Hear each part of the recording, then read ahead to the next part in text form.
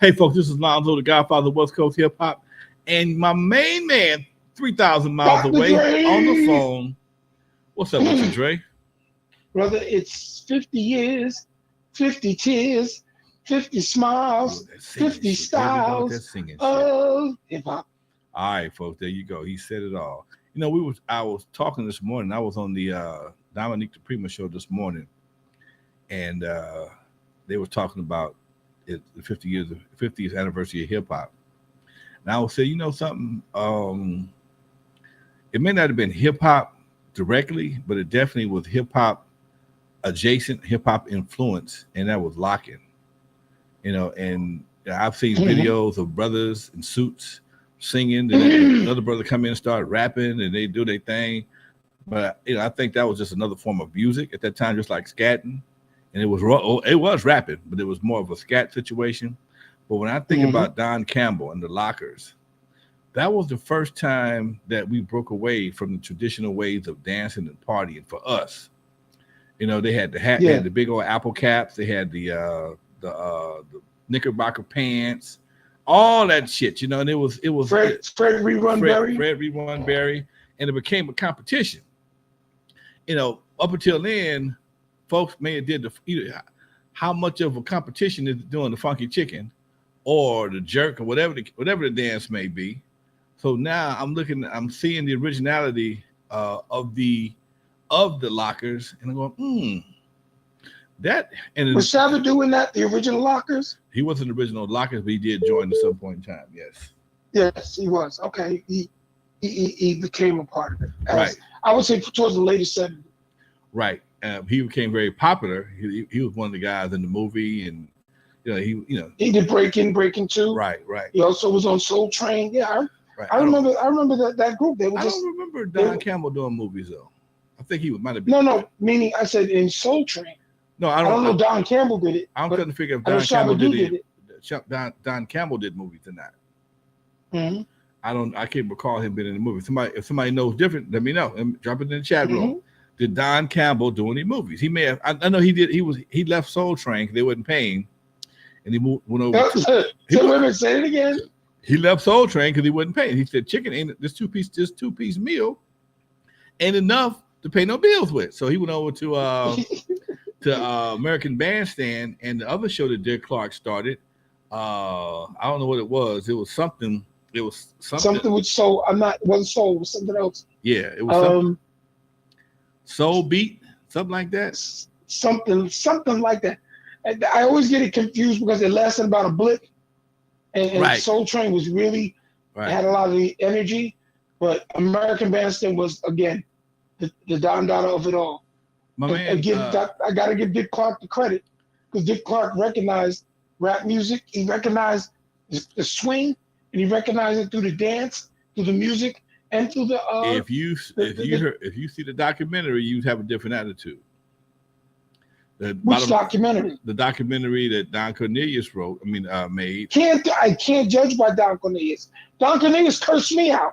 Okay, come on, man. I can't. So he didn't like you. I can't live in that world. What I'm saying is the reason why it was shut down. The NAACP came in and stepped in because they felt the encroachment of American Bandstand over Don Cornelius. They was trying to put him out of business. Okay. But that's business, and Don knew that because Don put other people out of business. Who Don put out of business? Don put other smaller companies, smaller crews. Let's not go detail. I'm trying to figure out. You said something. Now you stepped your ass in this goddamn time. I am in this landmine. I'll blow your other leg off, goddamn it. Before you put the hammer and you put me on the freaking cross, let me finish the statement. Go right ahead. Don Cornelius did Soul Train first out of Chicago, but there were other soul shows out there that migrated to Don as Don did what he could to put them out of business. That's a part of doing business, especially when it comes to music, when it comes to acting, when it comes to anything. If you can dominate and you do it, you're going to do what you can to eliminate your competition, i.e. Facebook, i.e. Instagram, I mean, I can go down the list. That's the business. So Okay. Don walks around like he was, he had the corner of everything. Yes, he had the Afro Sheen and Ebony and the Soul Glow, but there were others who were put out of business by Don Cornelius, who had the same skin color. It's one thing to put somebody out of business. It's another thing to do it from a racial standpoint. I guess that's what the problem was. Don Cornelius was the king of the R&B and soul era, which is in the black teen dance scene. Okay, Don Cornelius. Dick Clark already had American Bandstand and was doing extremely well.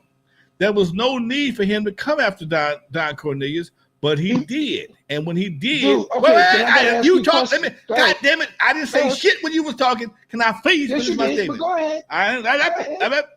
When Don Cornelius built his organization from Chicago, moved it to California, and started getting some real advertisers like the Cokes and the Pepsis and the Armies and shit.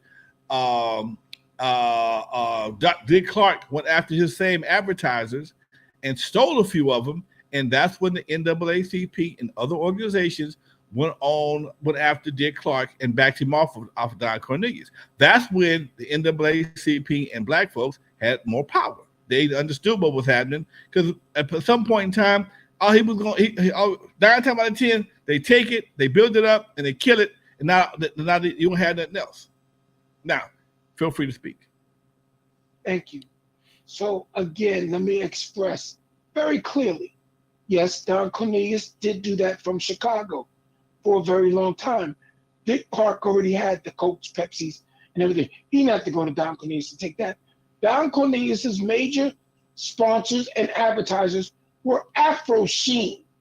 We know that. It said it in the show. The show was always about Afro Sheen. It was a cosmetic line that drove Soul Train. It wasn't drinks, and it wasn't the advertisers from American Bandstand.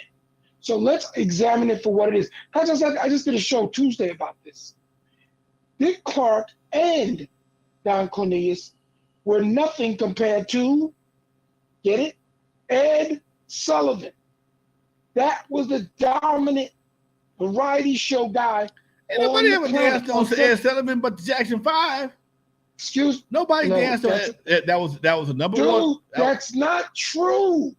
The Jackson. Stop it. Wait. Stop. First of all, you got your facts wrong. The first. No, wait. Let me finish. The first advertiser for Soul Train was Good Fred. Good Fred came out of Chicago. He moved from Chicago to LA to continue to advertise with Don Cornelius. How do I know? I know Good Fred personally. Well, I know him because he died. Did I say who was the first? No, good. No. That's not what I said. You said you said Lonzo. Wait. You said Johnson. King's principal sponsorship in advertising was Afro Sheen. Afro Sheen ain't Good Fred. Okay. If you want, you see, Afro Sheen ain't Good Fred. Wait. Hold on. No. I'm going to back up. Let me check. Let me get your fact. Hold on. Before you back your train up, let me put you back in the station. Afro Sheen and Good Fred were major competitors. Afro Sheen tried to buy Good Fred. Good Fred would not sell it to them. Okay. Afro Sheen was owned by a white company, Johnson and Johnson. Johnson owned Afro Sheen. Afro Sheen. But they was trying to buy Good Fred. Good Fred wouldn't sell. And then they put Good Fred out of business. And then they improved his formula because Good Fred oil was basically made of water and glycerin. Unfortunately, every summer your hair turned red with that shit. Johnson realized what the problem was, fixed the problem, and eventually Good Fred was phased out. Johnson was phased in. But when it comes to Soul Train, his first sponsor was Good Fred, and that's why he moved. I didn't go after who the first sponsor was. That's what you just said. He's your friend. Congratulations. You knew. I backed my trade up on that. That's not where I was going. And let's not fool each other with only the Jackson 5 dance on Ed Sullivan. No, the Supremes, Temptations, Little Stevie Wonder. I'll go down the list. Smokey Robinson and the Miracles. Let's not go there. They danced on stage. There was no audience participation. They danced on stage. They did their shows, but Why do black people do that? Wait. Soul Train. Wait. A niche. So it a niche is it's not a niche. It's the fact that that's not a fact. Wait. What I'm saying is that Don Cornelius and Dick Clark had the same format. They had teenagers dancing with people on the stage. Ed Sullivan had people in seats and people on the stage. That's not true. Come on, man. No, dude. If we're going I ain't never seen the camera pan over the audience and so on you ain't never seen an audience. You ain't never seen a camera pan over the audience and an Ed Sullivan show. Anybody was dancing. Man. Come on, dude. I don't know what you're smoking. I don't know what planet you're on. That's a lie. Because when the Beatles were on Ed Sullivan, the place was dancing. They were dancing in their seats. Oh God! Come on, man. They may have let them on. No. Dude, no. When they saying I'm gonna hold your hand, the camera did not go anywhere but on the fucking stage. You ain't never seen nobody. Lonzo. They may have been in a rage trying to get at the Beatles, but it wasn't the same format. Trey, you know I got Lonzo, you. You know I don't care how much you lie. I don't care how loud you get. You know I'm telling the truth. The dancers were not a factor in Ed Sullivan. Doing it. Dancers were not a factor. Dancers were not a factor in Ed Sullivan. Ed Sullivan's show. Everybody was focused. That's not what I'm saying. That's what I'm telling you. That's what I'm saying. You changing the shit. I ain't changing the shit. Ed Sullivan. You know what happens? Ed Sullivan. You know what happens? No, I'm not giving it up. Fuck you. I'm not giving it. I'm not giving it fucking up. Ed Sullivan and Soul Train and Dick Clark are not the same shows. Soul Train and Dick Clark had similar formats. To bring in Ed Sullivan, you left fielding like a motherfucker. What's first? What? American Bandstand or Soul Train? So what now? Who was first? American Bandstand or Soul Train? I would say American Bandstand. Yes, and it was out of Philadelphia, Pennsylvania, where they were dancing and doing everything on Saturday. Okay, and what the fuck they got to do anything? Dude, let me talk, please, because it's not good we shouting over each other. Seriously. Okay. Keeping it funky and 100%. Because I know how y'all like to own it. Sometimes let the facts just stand. Tell me a goddamn fact then. Don't tell me no bullshit. I watch that shit religiously every fucking day.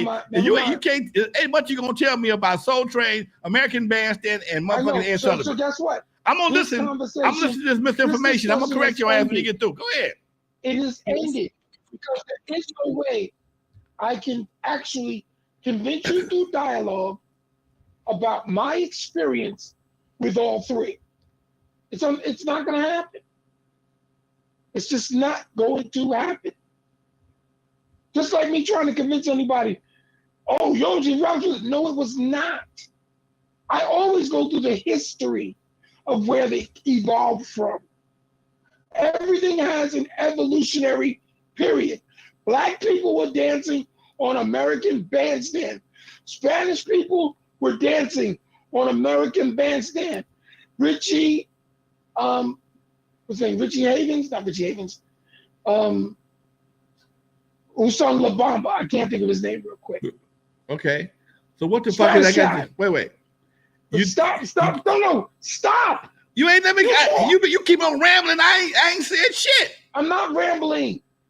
But you tell me about motherfucking La Bamba and shit. Fuck La Bamba. Okay, I'm telling you listen, that's always the answer when you're wrong. No, it's not. I'm right as fuck today, baby. Like I'm right as fuck today. I'm sorry. Excuse me. But you know what? I can see the argument. Wait. All I'm saying. If you be quiet, I'm gonna help you understand this. All I'm saying to you is that the two formats were very similar. Okay. They were not. Can I finish, please? No. Can I finish? Can I finish?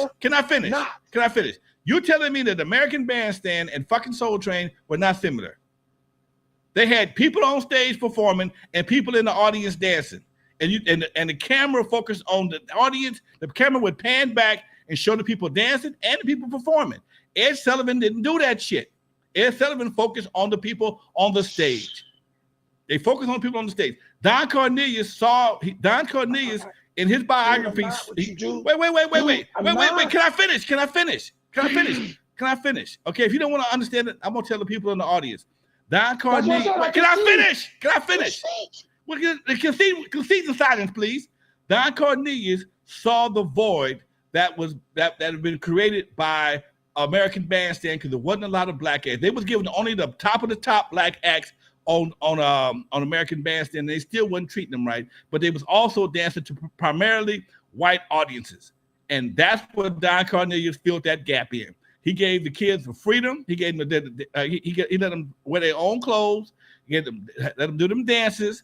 And he brought in people that you normally wouldn't see on there. They wasn't gonna put the dramatics on the American Bandstand. They put the Temptations. They wasn't gonna do the dramatics. They wasn't gonna damn sure wasn't gonna put Curtis Mayfield on there. They may have put the Spinners, but not the Curtis Mayfield. So Don Cornelius saw a void. He filled that void. He started in Chicago with Good Fred, and he migrated later to California.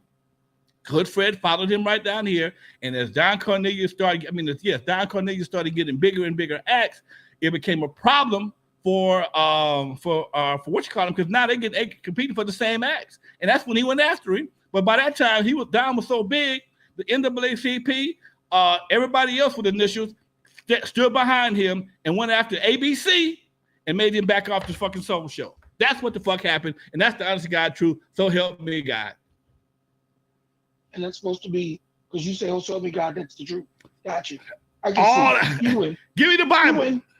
I swear on my iPhone. I swear on my phone. No. I swear on my phone. You play. I read the Quran. Shit. I don't mess with the Bible no more. Look, I don't play fool myself. All I'm saying. Anyway, Allah Akbar, my brother. Allah Akbar. Got nothing but love for you. I concede your point. End the story. There it is. That's what you want to believe. Wait. I just know facts. Can I tell you why this is I'm so passionate about this? Because I studied this. Wait. I studied Don Cornelius to become fucking Lonzo. I studied this dude, man.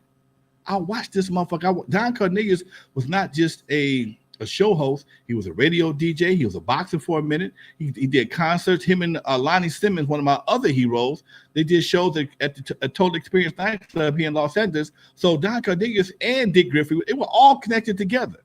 They all had different expertises, and at some point in time, they collaborated. Don Cornelius and Dick Griffey collaborated on a lot of things, including Solar Records. That's why I know this. I didn't ask you. You know what? For those who don't know, I don't Dre know everything else. For those who don't know, Don Cornelius. Wait. That, dude. Don Cornelius. I like to speak freely. Don Cornelius and Dick Griffey, who owned they were once upon a time they were partners in Solar Records. Solar stood for Sound of Los Angeles Records, which had the Whispers, Shalimar, Whispers, Shalimar, and Lakeside. These were the primary acts. All those shows, in fact, Shalimar consisted of three dancers from Soul Train, which were Jody Watley, Howard Hewitt, and the other brother that did the Michael Jackson. He claims he invented the moonwalk. Jeffrey Daniels. Okay. And Howard Hewitt wasn't in the first. He wasn't in the first group. He wasn't in the first version. He wasn't in the first Shalimar. No, he was not in the first. He didn't come along to the second one because no one else could sing. So they brought a real singer in. Right. And he wasn't a dancer. But he wasn't a dancer. Anyway, you continue because you know the story. Okay. So then at some point in time, then they formed a band, then they had the band, the big band, which was Lakeside. And then they had the Whispers, who had actually been around first, but they wanted to do something a little bit more pop teen orientated, and that's how they got the Whispers. Because Lakeside originally was a band here in Los Angeles. It came out of Ohio. They were originally called Ohio Lakeside Express. How the fuck do I know? I remember them playing at the Proud Bird with my boy John Carter III, who at the Proud Bird on Saturday nights, who probably was the godfather of goddamn promoters here on the West Coast, somebody who I idol forever. And why the scam like you keep calling me? So John Carter had Ohio Lakeside Express, which later became Lakeside. Before they had their deal, they were Ohio Lakeside Express, just like Ohio Players and Zap. They came out of Ohio, moved to California, and they was working here locally. And then they got a deal with Sound of Los Angeles Records, which was Dick Griffey and Dick Griffey and Don Cornelius, and then Don Cornelius peeled off of that and focused more on Soul Train. And that is. And you know why Don Cornelius peeled off of Solar? Nope. Would you like me to say it? Please go right ahead. Okay, let me help you with that. I'm very happy that you told that story. Thank you, Alonzo, for all of your history, your mentorship, and all that. I love it. Thank you. Let me help you with something real quick, okay? Now, you're right. Dick Griffey and Don Cornelius, and then did do Solar Records. The reason they broke up is because of Solar Records selling records on Soul Train. It wasn't selling records. So when Dick Griffey approached Dick Clark, and then you saw Charlemagne on American Bandstand. You saw the Whispers on American Bandstand. You saw Lakeside on American Bandstand. When you saw what was the name of that group that sung "Here I Am" on Solar, not Lakeside, it was another group that sang a song called "Here I Am." Oh, I Just Begun to Love You. Remember that song? Oh yeah. Who's that group? I just begun to love you. One of my I know you're talking about, but I songs. can't. And they had another song. Yeah. Huge group. Yeah. You know why those records became huge? They Okay. went to American Bandstand. Okay, I'm gonna tell They you what played happened for to. larger. See, Go ahead. I'm once listening. again. Go ahead. Once again, you want to rock that way. Nothing against it. You know, this wasn't about selling out. It was about selling product. Okay. So Dick and Don got into an argument because Don was like, "Yo, why are you going over there to sell?" He said, "Because we're not selling records. That's the whole business of being on Solar. For our deal to work, when we got our distribution, we have to sell records." Don got angry and got the black up. It doesn't sell records. Can I speak now, please, sir? Thank you.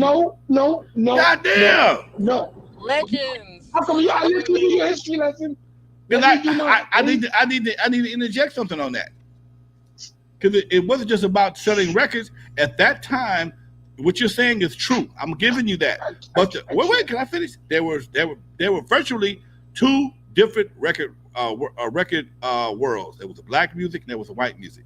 Yes, Dick Clark had a bigger audience. Don Cornelius wanted the exclusive on the black acts, and that's where the problem came in at. And Dick Griffey understood you have to cross over to sell more records. That you're right, but the reasoning is, we weren't selling enough records. But Dick Griffey understood if you start selling, if you go to the white audience and they like you, there are a lot more white people in the country. If they like you, you're gonna sell more records. And Dick Clark, Don Cornelius, kind of created those groups to have a exclusive on them for Soul Train, and the same problem he had with Don Campbell them. Don Campbell them broke on Soul Train, danced a lot on Soul Train, but because they weren't getting paid, he didn't want to set that precedent. Then when they went to Dick Clark, and Dick Clark paid them, he was pissed as hell. Then he may have had a point, but he also should realize at some point in time people do need to get paid. People need to eat, period. That was Don Cornelius' biggest mistake. Okay? May I finish our little discussion? I ain't said shit. Thank you. So, understanding that, he did the same thing with recording artists. And they said, "I ain't eating. How come you keep me from work? I ain't eating." And he didn't want to hear that.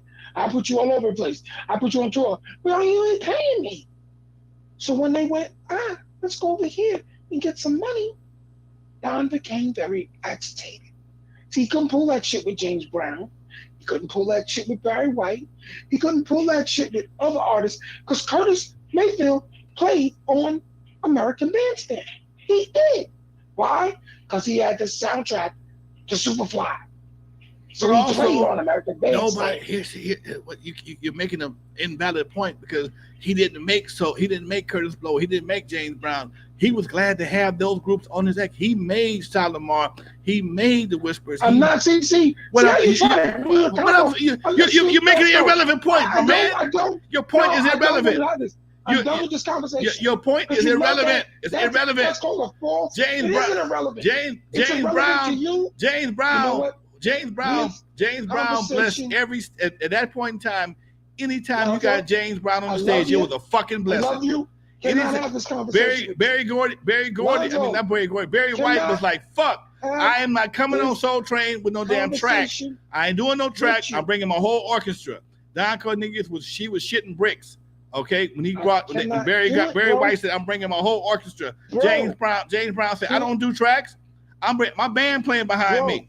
Okay, bro. So for them to go to American Bandstand was good business on their part. Don Cornelius had no control over them. He was glad to get them in the first place. Excuse me, Lonzo, can't do it with you because I'm discussing two different things. You just comboed it like it's the same thing. It's not.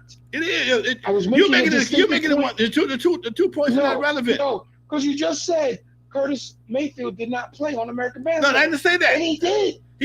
He Don Cornelius. Wait. At first, wait. What until he did? Wait. What until he? Can I finish, please? It wasn't until he did Superfly because he wasn't. Dick Clark was not playing no goddamn. When we all going hell below. Dick Clark wasn't playing that shit. When he did Superfly, then he played the motherfucker. They wasn't going. He did the other shit on Soul Train. All that Black Revolutionary shit. That shit was on Soul Train. When he did the Superfly soundtrack, that's when he went to Dick Clark. Hey, dude, you're fucking with the wrong person. You're fucking with the wrong person. Curtis Mayfield is a goddamn Gemini. I love that dude back in the day, dude. I loved it with all my heart. When he fuck around and got his. He was on American Bandstand. When he was on his mission. He was on American Bandstand. He was. But he what nobody fucking with him. Wait a minute. Hold on. Don't minimize my point. My point is, yes, he played eventually. Wait, can I finish? Goddamn. I thought you was giving the point. He because you ain't let nobody talk.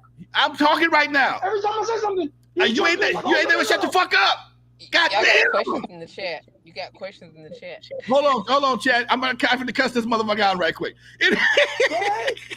What I'm saying is, what I'm saying is, when of all people, Curtis Mayfield was doing Black revolutionary music, he was not going to be on fucking American Bandstand. That wasn't gonna happen. That's not true. He didn't do. He was not doing. He was not doing. He was not. Wait. He was not singing.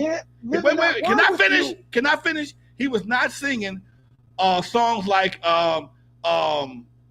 niggas, Jews, whiteys, white. He wasn't singing that on American Bandstand, dude. Nobody had other songs. That's what I'm saying. You only know one thing. Wait. That's a problem. Wait, can I finish? His whole vibe before Superfly was fucking Black revolutionary songs. That was not a lot of different types of it. And he made songs that wasn't nigga, Jew. Wait. Can I finish? Gil Scott-Heron was on American Bandstand. Can I finish? No, because you bullshit. Okay, what I'm saying is, at some point in time, once he started doing the black exploitation music, then he got a motherfucker. He came on there. Okay, he came on there. Once he started doing the Black exploitation music, he was allowed on Soul Train. I mean, on Dick Clark's show, American Bandstand. When he was doing Black revolutionary music. Yes, when he was doing Black revolutionary music, he was not on American Bandstand. That's not true. Okay. Show me the video, then. Show me the video. Fuck it. Show me the video. You know what? Alonzo, show me the video. Show me the video. Alonzo, stop it. Show me the video. Stop it. Because you sound ignorant telling a show me the video. Show you a video. Motherfucker, I'm not trying to clown. I'm just saying I can see the motherfucker. You go dig it up. Bernadette, dig it up yourself. Bernadette, look up, motherfucking. No, this ain't a Bernadette. Don't drag Bernadette. Bernadette, look up goddamn Curtis Mayfield doing any black exploitation. I mean, any black revolutionary music on Don Cornelius prior to that. That's not fair. If he did any goddamn black revolutionary music on goddamn American Bandstand, you know what, I will kiss your ass live on Instagram. Alonzo, I will kiss your ass live on Instagram. Goddamn it! Fuck that. Need your lips on my ass. First of all, if Alonzo, Curtis Mayfield, I'm making a presentation. Alonzo, time out. I'm making a presentation. If Curtis Mayfield did a goddamn black revolutionary song on fucking American Bandstand prior to Curtis Superfly, I will kiss his ass on Instagram Live. Now, goddamn it. You don't have to do anything. Alonzo wins. Let's move to another topic. Alonzo wins this. He's all right. He knows, and everybody, let's stay in his historical perspective. Unfortunately, I'm a white man in a black body. So that's what it is. Unfortunately, I ain't got enough soul for the soul train. Had nothing to do with that. But I got cursed out by an idol of mine who all I did is, man, I really respect you. And it took Barry White and Isaac Hayes to calm his ass down. That ain't gonna do it. Period. I ain't gonna do it. In history. But see, that's your personal history. I never saw this side. Never saw this side of me. Go ahead. Excuse me. I'll move on now. Thank you. We're done. Fuck that. I ain't ready to quit. I ain't ready to wrap up yet. What I'm saying is, I'm wrapped up. Okay. So you know what? You talk. We'll listen. Okay. You let us know. All I'm saying is, when we did this shit, it was a different time, different era, different shit was happening. Okay. That's all I'm saying. All right.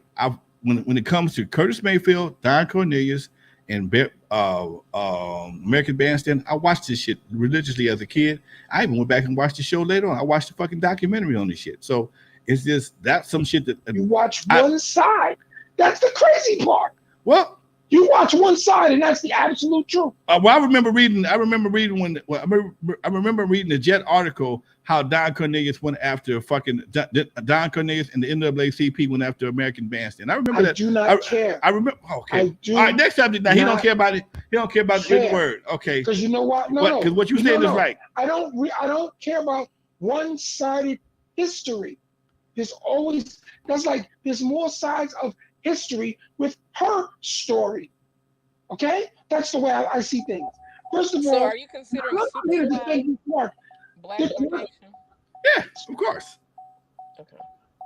Now the impressions were a different group than Curtis Mayfield by itself.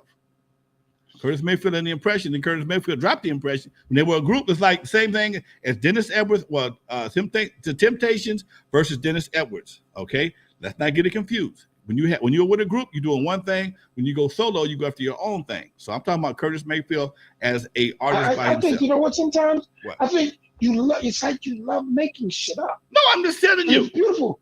Dennis Edwards was auditioned to be in the Temptations. When he left the Temptations, which was different, it was way after them hits that he did after David Ruffin. Eddie Kendricks were in the Temptations. Okay. No, dude. What are you talking about? I'm just using that as an example. I'm not saying. No, it's a bad example. What I'm saying is. Dennis Edwards in the Temptations. Bad example. When he was a Temptation, he did Temptation music. When he went solo, he did something else. Dennis Edwards, he did Temptation music. That's what people wanted to hear. But what I'm saying is doing live stuff. But what I'm saying is, when he was a Temptation, he did Temptation songs. When he left the Temptations and went solo, he did his own thing. He still may have sang some of them songs. When he went to perform live, he did Temptation. That ain't what I'm saying. But when he recorded new music, he didn't record Temptation songs. He recorded songs. Okay. He recorded songs that he. Can we leave this alone? Because we're never going to agree. No, we damn sure not. Because you try ever. We're not even going to. Eddie Kendrick, when he was a Temptation, he was not doing a Keep On Trucking. When he became a solo artist, he did his own thing, a different style of music. It was the same flavor, but it was something different. He did more disco shit like Keep On Trucking and A Girl You Need to Change Your Mind, which was a badass song. So I'm just saying, Eddie Kendrick did different things. There wasn't a 4-part harmony, a 5-part harmony. It was him singing straight across. Different thing. So his songs would not be the same. You just said it very. Your own lips said it. That's what I was saying from the beginning. The solo. That's That was my only point in the very beginning. That when you do as a group, you do as the group does. As a solo artist, you have the right. Curtis Mayfield was the leader of the group. So was Michael Jackson, motherfucker. band. What they got to do any goddamn thing? When Curtis Mayfield left the Impressions, he started doing something else. Just like when Dre left NWA, he started doing something else. Can we just go on, please? God I'm damn. done. There's nothing else to discuss with you. There's no way to have a conversation with you. No, it's not. Because you know your way. You goddamn right. Mine. You can't see your way. Anyway, go ahead, motherfucker. Go ahead. No. We move on. Let's go, Bernie. What we got, Bernadette? We spent 35 minutes arguing about some shit. No. He know he can't fuck with me on this right. He know he can't fuck with me. Not this right here. Y'all argued and said y'all said the same thing. I don't have arguments with people that don't listen. Not this shit right here. If some shit you can argue with me about, but you can fuck with me about, this right here, not your wheelhouse, sir. Thank you very much. What the chat room got to say? Chat room said, Dr. Dre, did you know Craig? Hold on, it jumped up. Craig Mack from the East Coast, and how do you know if he didn't work with Ruthless Records? Craig Mack. I did know Craig Mack. I do not know of his work with Ruthless Records, but I know his prominence came with Bad Boy Records, with Flavor in Your Ear. That's just the fact. Now, if he did something with Ruthless Records, I don't know what it was that became as popular he as on Death Row? Flavor in Your Ear. Somebody said it was. Excuse me? One guy said he said Ruthless Records. I'm looking at the chat room. I can see the chat room, motherfucker. When somebody asked it, was Craig Mack on Death Row? I'm looking at, wait a minute. I'm asking. There's another comment. Rob Treble says, Craig Mack was on Death Row. I don't know. Different question. I can read the motherfucker. Either. It's not in Braille. I said I can't answer. Okay. I can't either. I don't think so. That's a very. I only know he was on Bad Boy, but he might have gone to Ruthless or Death Row. I remember when I remember when Flavor in Your Ear came out. It was a big ass hit, and Makoto thought it was Greg Mack from K-Day, and I'm like, no, man, that's another dude. And Greg Mack was a radio host. Craig Mack was Flavor in Your Ear. Did I just say that? Craig Mack came out. Can I just say something? I just said that. Are y'all saying? I did. Wait. Again. I just said. Wait. All I said was the white man that ran Macola heard the record, heard Craig Mack had a hit record, and he thought it was Greg Mack from KGFJ. I mean, from 1580. That's all. And it wasn't. We all know that. Moving on. All right. Back to the chat. All right. Craig Mack was in EPMD and Hit Squad back in 1992 before Bad Boy Records. I can see that. Yeah, I don't think so. I believe so. Oh gosh. What? Ask that question, Derek. All right, Derek. Never mind. 1992 was he on Bad Boy?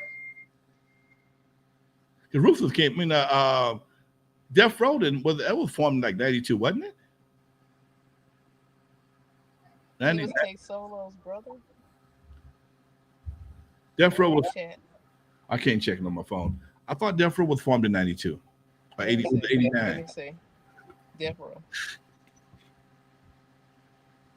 Death Row Records. It was 80. It was 89.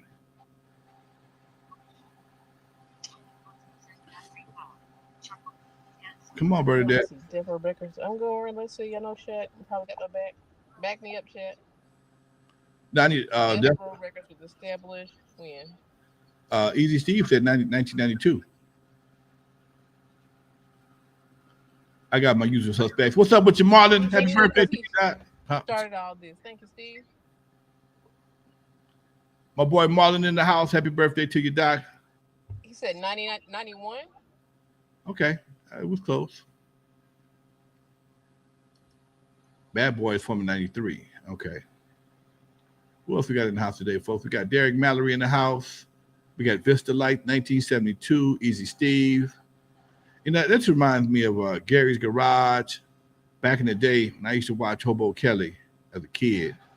I was watching this. I saw a thing on Facebook the other day talking about Hobo Kelly, Sheriff John, and a few other childhood characters that came on TV back in the day.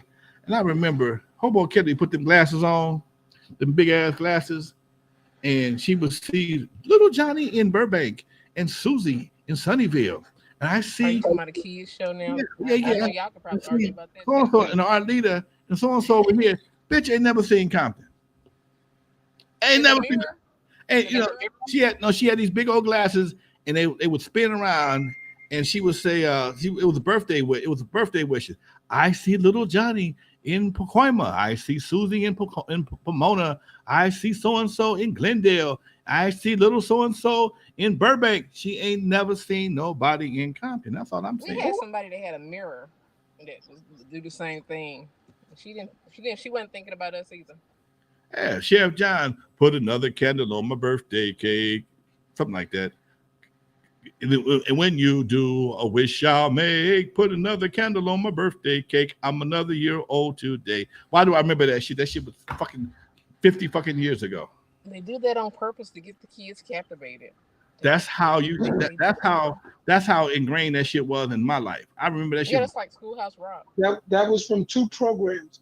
One was called The Magic Garden, but it was split over the country in different because of the way television worked back then. One was The Magic Garden that did that. Another one was Wonderama that did that from New York. And the third one that you're talking about, um, it's the same woman. Because my The friend, chat saying something about a romper room. What's romper room? Oh, you remember Rumble? Romper Oh, Room, that's what I just said. that was the shit. Romper Room, Wonderama, Romper room. Romper Room was the show. So that's where that all came from. Romper Room. Romper Room. And then it was syndicated across. Right. So the reason I didn't say Compton, because it was broken down wherever it was broadcast from. I mean, we can't use the same ideology today from that back then, because everything was so local. It was very rarely. Like when Romper came on, they would say stuff of different towns out here. We like, how come they never say Westbury or Newcastle or Hempstead or even Roosevelt? Because those weren't white towns. And the people who are on the screen, and you notice, Alonzo, they're not picking them. It's the producers who are putting it on the board, and they're just reading it off. So they may not even know of what Compton was or Watts. They just say what they're told to say. Oh no, They check. So people always try to put it on the host, but they don't understand how television really works. Anyway, back to the chat room. Anyway. I'm looking at a Yeah, I brother don't know named about that one, Eric boy. Riley. Eric Riley. That's funny. My daughter's name is the same, but it's spelled totally different. Erica Riley. Anyway, much love to Eric Riley, Derek Mallory, and all my folks in the chat room. I lost my goddamn voice cussing this brother out today. Damn it. What's can't- new? What's You new? ain't What's cussing me out. new? You I just ain't wanted to make your point. Goddamn right. That's part of that. That's part of the process. We need a tea Yeah, line. no. But the Just whole for thing y'all. about Both making your of y'all point, some tea. you got to also hear the other point, I was whether you agree or disagree. I was on the debate team in El Camino College in 1974. I know, and you obviously lost. I won every fucking A lot. debate. You ain't gonna beat. You're not gonna beat me. Same. You're not always gonna, out you're not shout gonna somebody, beat me. But that's not a debate. Especially, That's not a debate. especially if I'm on the affirmative. You're not gonna win. Excuse me. You're not gonna You're win. affirmative. The Yeah, thing is, once you go for in an affirmative with lack of I'm trying easy. and/or facts, it's only your debate, not mine. no. I refuse to debate. My debate is with I my debate is refuse to with you debate. to convince the audience. I don't know what the fuck I'm talking about. That's the only debate. Excuse I'm me. gonna make you tap but out every only time. You know I'm gonna what the make you fuck you're tap out talking every about. goddamn But the beautiful time. thing about what I'm saying, Is this hood debating? I'm gonna make you Hood tap out debating. every damn time. Okay, I'm gonna make you No, concede every not time. really. Debating. One thing Not about really. one thing about me Not and this really. music shit, I am a fucking historian. Been following this shit since I was a baby, and I've studied a Good lot of to this hear. shit. I mean, I know all the Good to hear. goddamn facts, but I know the stories. good to hear. Yes. So do I. And so do I. Anyway, I think both of y'all are. That's what makes Remember it one great. That's thing. legendary connection to Remember one historians. thing. Remember one thing. Godfather. yes, sir. I'm the black people who got off the Titanic before the motherfucker said, "We hit an iceberg." When we hit it, I got in the first lifeboat and we swam way out on the sea and watched a lot of white people drown. So we said, "This thing's going down," and they didn't believe us. So when the Carpathia picked up white people, we snuck on board then too. Because the white people don't want to hear the truth. They want to hear what they got to say. Till the boat went down. That's just me. I understand. Anyway, back to the chat room. Yeah, it's all good, folks. We just have fun. Like, me and Dre, we always do it like that. We both I love the two passionate people with a lot of knowledge. And here's something that people don't understand about history. History is like a multi-track recorder. You got one track, you got a kick drum, snare, a cowbell, a guitar, piano, whatever the case may be, and all these things playing syncopation. And if you actually kick drum, what's he doing? I'm hitting on the 2 and the 4. If you ask the goddamn hi-hat, I hitting on all the 8s. He asked the piano, I'm in the key of so and so. They all play together, but they all do different things. And so sometimes if you're looking at it from the kick drum perspective, he ain't doing a whole lot. Piano busy in the motherfucker, so is guitar, but they all come together to make this history thing, this musical song. Be an ensemble. So I just want to remind you of one thing, as you discussed his story, there is her story too. That's all I gotta say. Back to the chat room. Hope Unc Lonzo gets him here, or who's that? Guess who here? Sway. I'm gonna call Sway, man. I'm gonna hit him up. I asked him to do my show. He said he would. He'll probably be interviewing me on my show because he was very inquisitive when it came to the origins of West Coast hip hop. There's a lot of misconceptions. You can see West Coast cats, the real players that forged this shit and burnt the dry wood, the dry grass to pave the way. Didn't get a lot of love, didn't get a lot of recognition because the guys behind them got so much recognition. Guys paved the way, didn't get a whole lot of nothing. So, I use it for example is that the canopy of the tree is so big, it covers up the roots. The roots don't get no sunshine. And unlike you know why that works with y'all like that? Go ahead. Because of distance. Southern California and Northern California is a greater distance. So when you have this evolution happen and you have this geological shift, sometimes it doesn't shift the same place in the same way. And everybody has a different viewpoint of it. The reason the concentration in New York the way it is, it's less than 100 miles apart. Okay. The Bronx, Queens, Brooklyn, Harlem. From Harlem to downtown, you would think that was 1 million miles apart. It's less than 26 miles apart. But the personalities and the cultures change as you go through that iteration called Central Park. As you go through Harlem and you go downtown, when you go from the west to the east, it's a total different culture shift. And this is just 26 miles in a circle. But when you take it from there and you go out onto what they call Long Island, which houses Brooklyn and Queens, though they won't admit that ain't New York City. That ain't New York City. Doesn't matter. That's why it's called Long Island. It stretches from Brooklyn and Queens all the way to the Hamptons. And in between that, there's Nassau County, Suffolk County. And many relatives dart back and forth to see each other on the Long Island Railroad. Same thing with California. Luckily, I spent enough time up there to understand it. From San Diego all the way up into San Francisco and all the way to further north, there's multiple cultures there, but the distance is greater. Shit. Even from Los Angeles to Compton to the what's the name of the area? Damn, can't think of it. Where the hills are in the valley in LA. Everything is broken up so strategically, but there's a lot of distance. That's why my experience being in California and in the Los Angeles area, y'all are like Long Island. LA County. Because everything around it, Go ahead. Everything is surrounded by LA County, but then when you go outside of it, like when I went to Watts, when I went into Compton, when I went in here, I'm like, oh damn, this is like traveling from Nassau to Suffolk with all our different towns. But if you say that to New York City, which are boroughs, They get like, yo, wait a minute. Queens, Brooklyn, no, we ain't trying to hear that shit. What are y'all talking about? You're in the same body of land. No, we're not. No, we're not. And then, God forbid you say Staten Island, which is an island. LA County is 50 some odd square miles in circumference. LA County goes from Lancaster to Pomona. No, it's more than that. LA County goes from Lancaster to Pomona. Where I live at, I live in the middle of all that shit right now. Where I live at is in the middle. LA County. So if you lived in New York, you know where you live? I'm gonna tell you. You live go ahead. on Long Island between Queens and Nassau County. I live an hour from Pomona and an hour and a half from Lancaster. I'm just shy of the middle.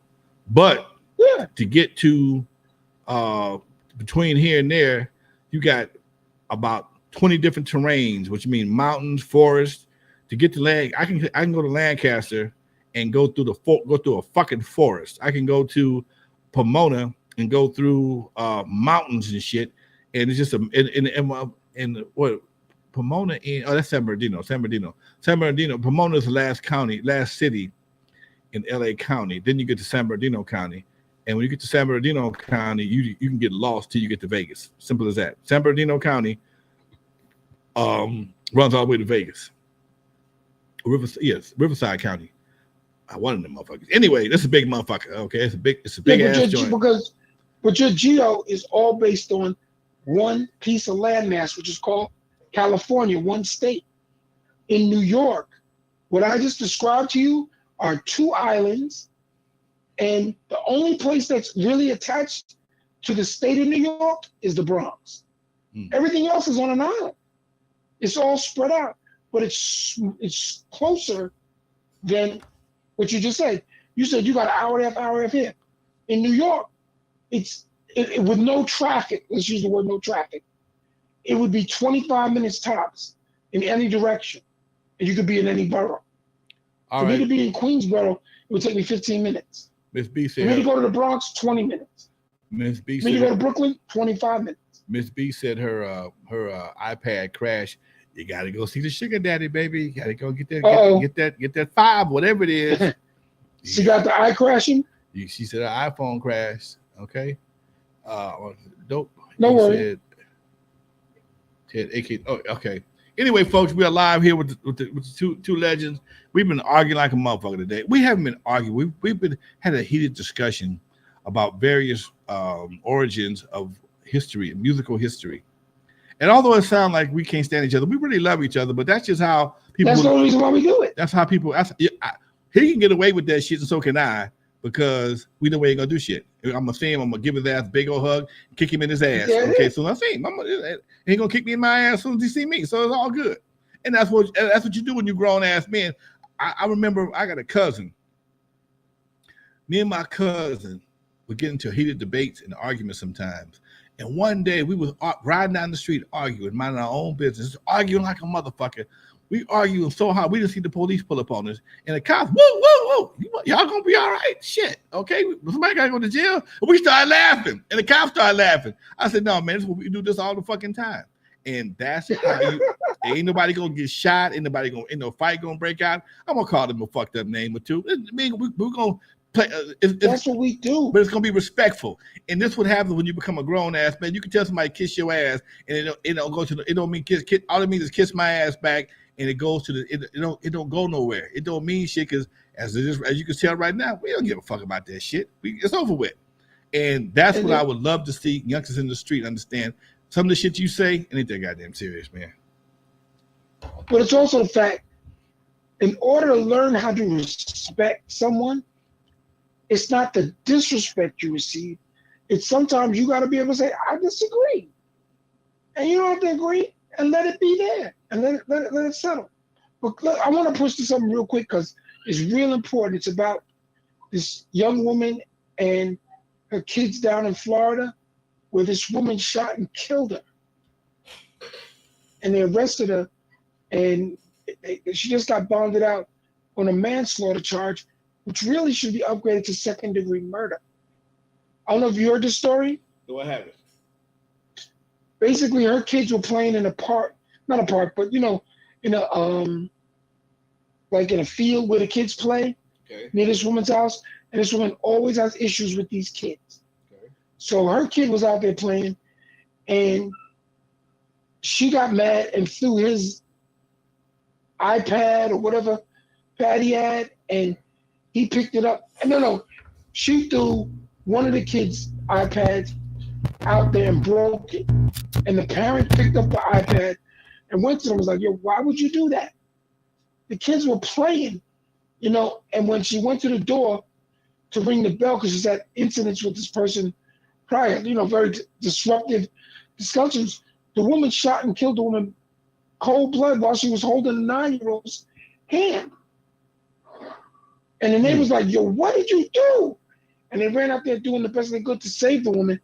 By the time she made it to the hospital, she was dead. She had 4 kids. She died over confronting someone who was attacking her child. This is where we are today in America.